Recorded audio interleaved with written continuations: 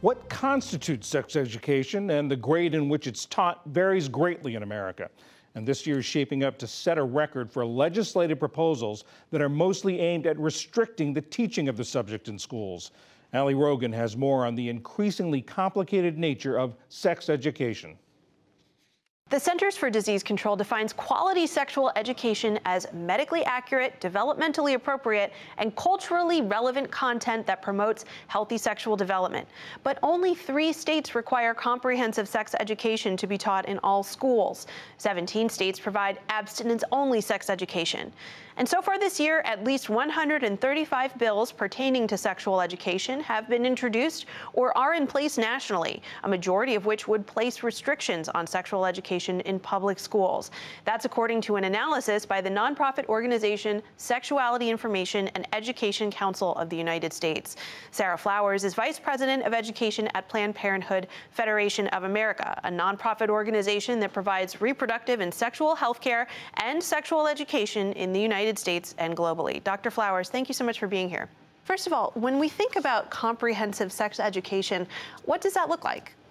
Comprehensive sex education means teaching a wide variety of topics in grades K through 12, including topics like consent, understanding what boundaries are and how to decide what your personal boundaries are, self-esteem, anti-bullying, healthy relationships, how to stay safe online, and of course, the things that most people usually think of when they think of sex education, which is like puberty, contraception, and STI prevention.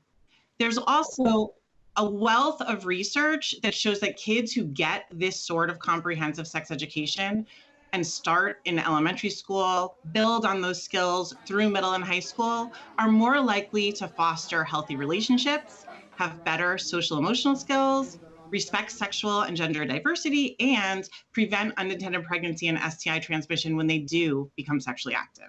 Sex education works like building blocks. So it's incredibly important to start these conversations at home and in school and to have them early and often. What I mean by building blocks is this. When we teach math, we start with the basics. Kids learn to count 0, 1, 2, 3. Eventually, we move into addition and subtraction. We don't start with calculus.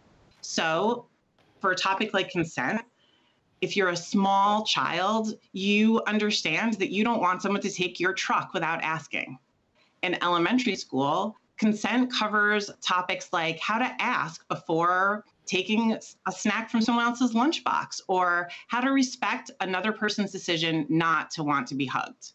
In middle school, learning about consent includes talking about peer pressure, learning assertive communication skills, thinking about your own boundaries, and learning to respect the boundaries of others. In high school, we talk about consent during sex. We talk about thinking about what we ourselves would like, getting clear on our own wants and dislikes, and being a good listener, making space for a partner to communicate their wants and needs, and being able to say no and also to respect someone else's no. It also talks about how to continually check in to make sure that everyone feels safe as the relationship evolves. There's a wide variety of sexual education curricula that really varies based on the state. And as I mentioned, 17 of them are abstinence only. But what is behind the varied nature of sexual education state by state? And what is the effect of having such different regimens available depending on where you live? It's really important for parents to understand that in the US, there is no law or national program that dictates if sex education is going to be taught in schools and how sex education is going to be taught in schools. We have a patchwork of sex education laws and policies across the country.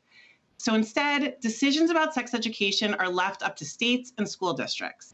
This means that the quality of sex education, including the curriculum, who is teaching, and whether or not it's medically accurate, as well as whether or not you receive it at all of that depends on where you live and who makes decisions about sex education in your area or school district. There is an effort happening on the federal level in Congress to pass a bill that would establish grants for comprehensive sexual education. Is that what you see as a necessary step here, and how would that potentially change things?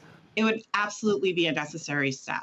if all young people got the sex education that they deserve, sex education that is comprehensive, inclusive, culturally congruent, and age appropriate, then we as a society have the potential to raise a generation of young people who not only know how to love and take care of their own bodies, but we'd work towards a world where all people, including people who are in power making decisions for others, everyone would understand the importance of things like respecting bodily autonomy, respecting people's differences, and the basic understanding of how pregnancy happens and how it works. Some of these bills that we mentioned would ban discussions around gender identity and sexual orientation. Some would remove instruction on contraception and emphasize abstinence. Some lawmakers who are in favor of these bills would say these are to protect the age-appropriate nature of the sex education content that's in the classrooms. What do you see as the impact of those steps that are limiting the topics that can be discussed?